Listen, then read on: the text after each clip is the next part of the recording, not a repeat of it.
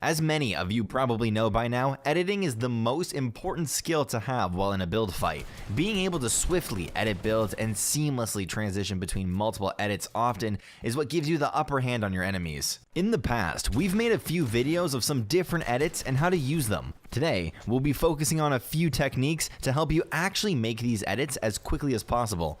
Without wasting any more time, let's get started. The most important thing for editing speed is to know the shortest path to click and drag. By using optimal edit pathing, you minimize the amount of mouse/controller movement that is required for you to make the edit. The first thing you need to know about edit pathing is in order to prime an edit, you don't actually need to hit the center of each edit square. You can click drag on the corners or edges of each edit square and it works the same. Using only the corners and edges of the edit squares drastically reduces the amount you'll have to move your mouse to make an edit. While it might not seem like that much initially, the milliseconds you shave off by editing this way can very easily get you the upper hand in a tense scenario. Something you should know is that the faster you go on these corner edits, the easier it will be to make a mistake. Being fast on your edits is a lot like playing an instrument. You need to train your muscle memory by doing it over and over again before you're able to have pixel perfect mouse movements. Once you master the movements, the next step is finding the shortest possible path to hit each square. Here is our take on the fastest edit path for some of the most commonly used edits in the game.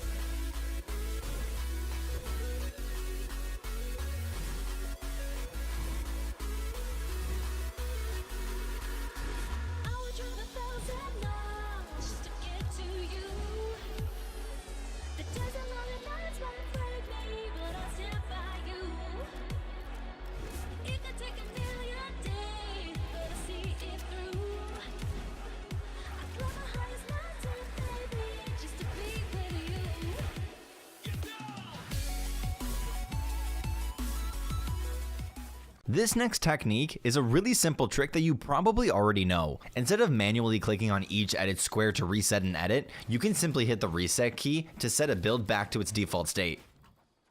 Take it a step further, the reset key is the fastest way to swap between edits on any structure.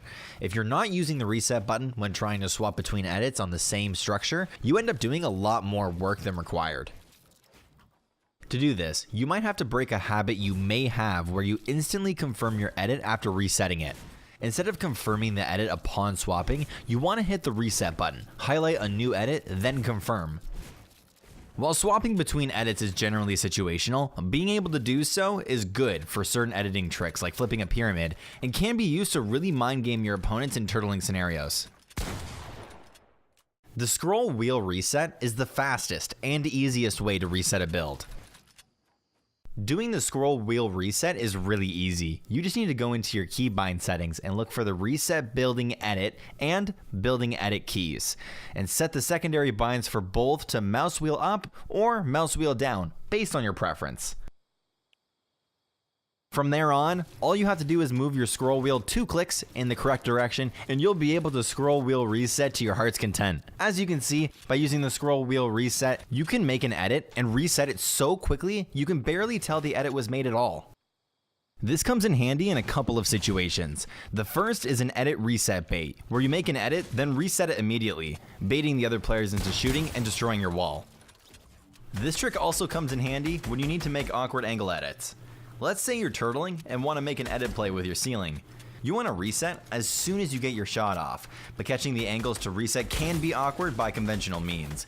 Using the scroll wheel to reset makes it a breeze to grab and reset edits from any angle. Thank you guys so much for watching this video. We're making a special announcement this week. We have been granted custom matchmaking access, meaning we'll be able to host our own games now. We've been looking to do some more interactive content with our subs ever since our first stream last month, and we're in the midst of planning out a second stream where we'll try and host some sub games. If you're interested, keep an eye out for an announcement on our channel or Twitter over the next few weeks, and hopefully we might be able to do some rewards for it as well.